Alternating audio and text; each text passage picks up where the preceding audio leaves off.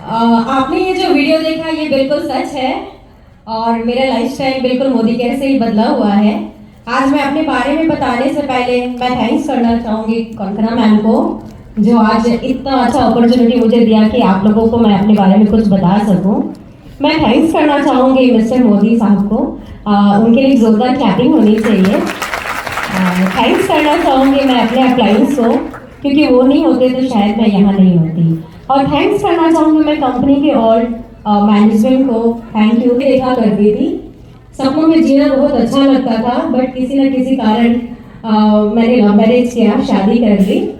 और शादी करने के बाद सपने अधूरे रह गए, बिकॉज शादी करने के बाद हमारे सपने कौन रह गए? हमारे बच्चे, हमारे हस्बैंड। यू नो, आप सभी के भी ऐसे ही होंगे, है ना। कई साल मैं बिजी थी अपने घर पे, परिवार में, बच्चों के साथ, लेकिन मैं हमेशा ये सोचती थी कि मैं जिस घर से आई हूँ वो घर मुझे नहीं मिला, क्योंकि काफ़ी मिडिल क्लास फैमिली में मैं शादी करके आई और मैं कुछ खोज रही थी कि मैं कुछ करूँ, लेकिन उसके लिए चाहिए था हिम्मत और कोई रास्ता, जो मेरे पास नहीं था। और हिम्मत और रास्ता के साथ साथ मैं बस सोचती थी कुछ करूँ कुछ करूँ। और कहते हैं ना, कोई भी चीज़ को शिद्दत से चाहो तो कायनात भी उसे मिलाने में उसकी ज़रूर मदद करती है। वैसे ही मेरी अप्लाई से मेरी मुलाकात हुई।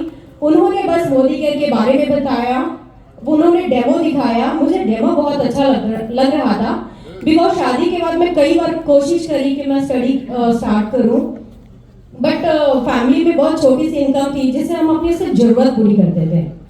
लेकिन जब अपलाइन मुझसे मिलने आए और उन्होंने जब फिनाइल का डेमो दिखा रहे थे, हमारा स्टेडी क्लीन है ना, वो बता रहे थे कि स्टेडी क्लीन जर्म्स क्लीन करता है। लेकिन माय डियर फ्रेंड्स, मैं बस देख रही थी कि ये मेरी मजबूरी सफाई कर सकती है। आप कितने लोग उस स्टेडी क्लीन में अपने सपने देखते हैं?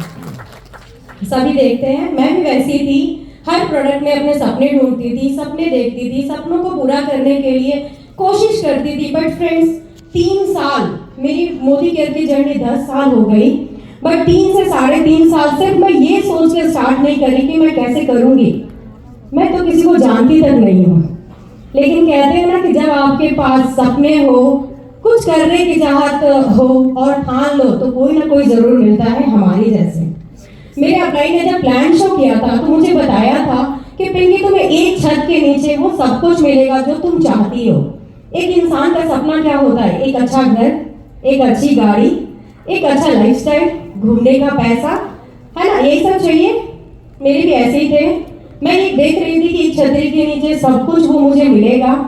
मैंने प्लान शो में जैसे होता है ना, मेरे हस्बैंड नहीं चाहते थे कि मैं सरफ बेचूं। वो मुझे ये कहते थे कि तुम ये सरफ साबुन लेके जाओगी तो घर में आना। लेकिन मुझे इसमें ही मेरे सपने दिख रहे थे, क्योंकि एक छत के नीचे गाड़ी, घर, विदेश यात्रा सब कुछ दिख रही थी।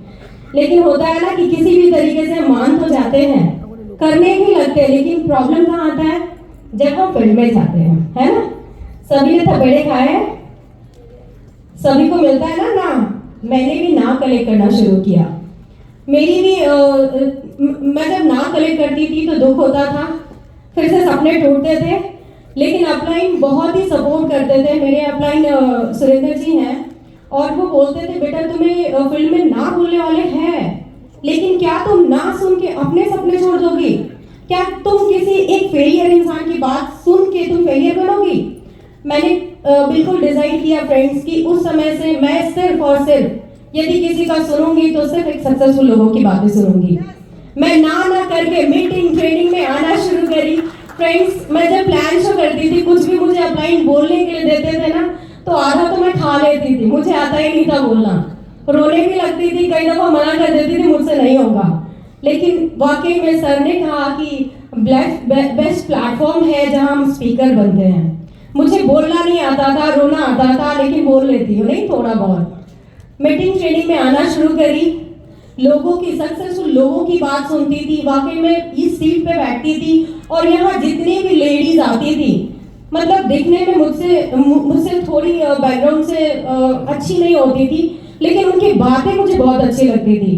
क्योंकि जो भी आते थे वो यही बात करते थे, मैंने घर ले लिया है, गाड़ी ले लिया है, और मुझे सुन के बहुत अच्छा लगता था कि ये भी कर सकती और मैं नहीं, मैं भी करूँगी। ना हाँ की जर्नी काफ़ी लंबी रही। लगातार मीटिंग ट्रेनिंग से प्लग रही, सक्सेसफुल लोगों का बात सुनते रही और टीम बनाना शुरू किया। अब होता है ना, टीम बनाने भी जाते हैं तो प्रॉब्लम्स आते हैं, टीम को सब कुछ आता है ना। लेकिन नो प्रॉब्लम मेरे लिए भी था, क्योंकि मीटिंग में आके मैं सुनती थी नो प्रॉब्लम होगा, क्योंकि हम भी ऐसे ही थे। क्योंकि मेरी भी प्लानिंग जब हुई थी उसके 3 साल के बाद मेरी स्टार्टअप हुई थी। हो सकता है मेरी टीम में बहुत ऐसे लोग आए जिनकी तुरंत शुरुआत नहीं हो, लेकिन लगातार आपकी लीडरशिप से, लगातार आपकी मीटिंग से, मतलब मैंने लगातार मीटिंग ट्रेनिंग लेना शुरू किया, लोगों को बिल्ड शुरू करना शुरू किया।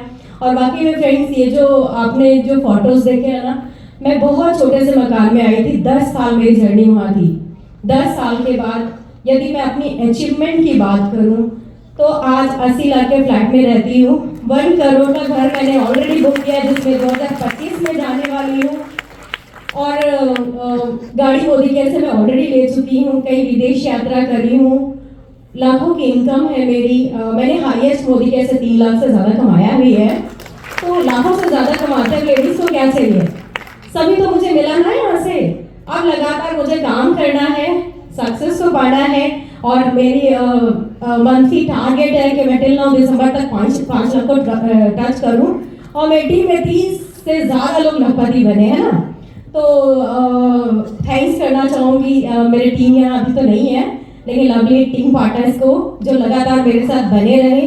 Thank you so much, thank you all of you.